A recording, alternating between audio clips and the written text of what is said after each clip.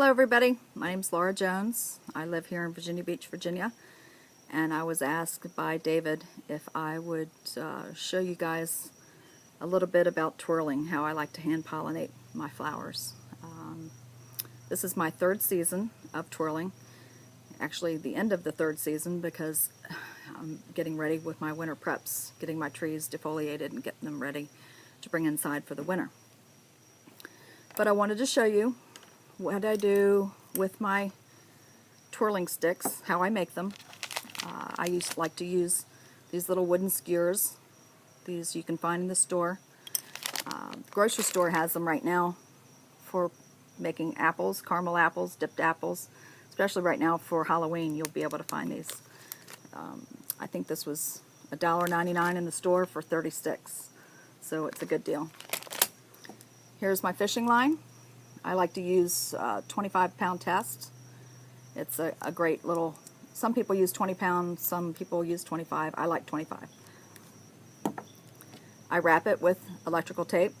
Electrical tape works great for me. It's just easier to use. So to make a twirler, I will take my fishing line, cut about 3 inches off, maybe 3 to 4. Grab one of my twirlers,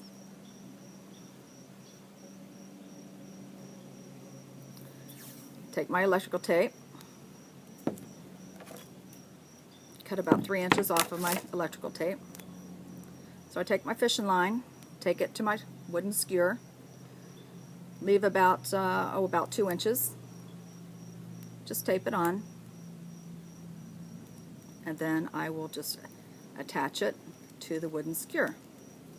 Just twirl it around like that. And there you go. You have a natural twirler. It's pretty easy.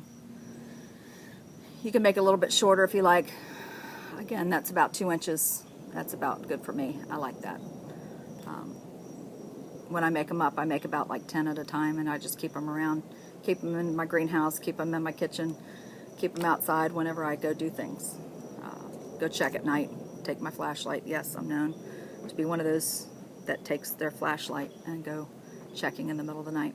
As far as time for hand pollinating, I kind of wait and take the idea from Mother Nature that pollinating in the evening is best. We always get more fragrance. In the evening time, that always attracts the natural pollinators like your sphinx moths, other things like that, butterflies. Actually, you see butterflies during the day. You have all sorts of natural pollinators throughout the day, but the fragrance seems to be better at night, in the evening, so I start pollinating in the evening. I like 1-day-old blooms, 2-day-old blooms.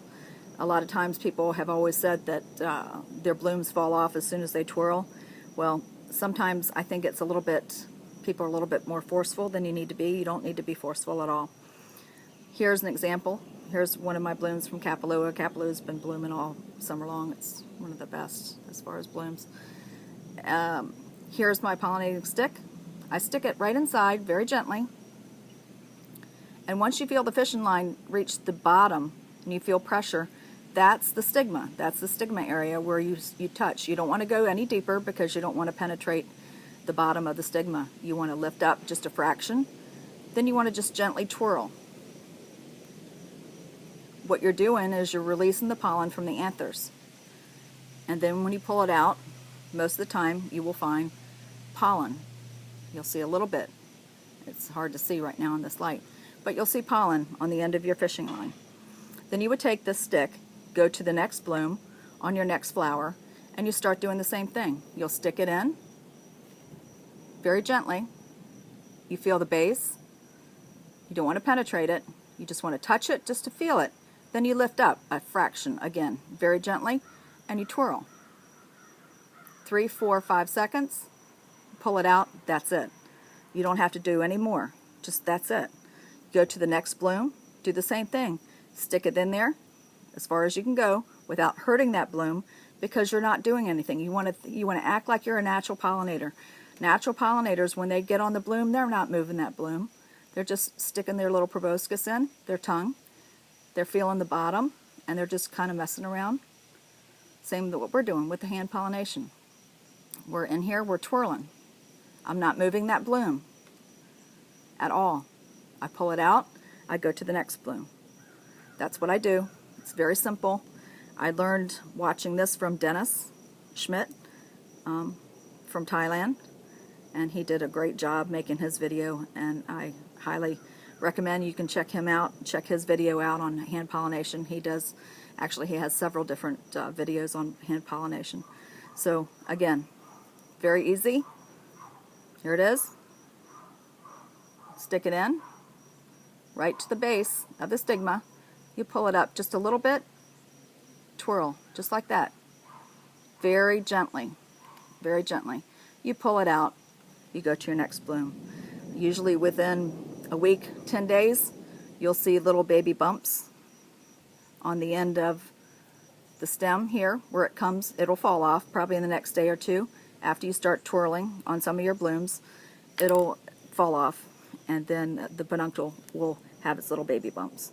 That's what you look for. You take your magnifying glass like I do, and then you check your blooms, and then you will start to see little bumps of form, and then from there you'll have the addiction.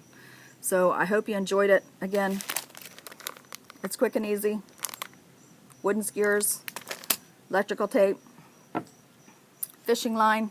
I like 25-pound tests, blooms, and then you're good to go. So I hope this helps. And if you have any questions, please feel free to PM me. I'll be more than happy to share. And I hope you enjoyed this quick little demonstration. I wish I could do more for you, but unfortunately, most of my blooms are kind of gone. It's end of the season. So anyway, I hope you have a good day. Take care.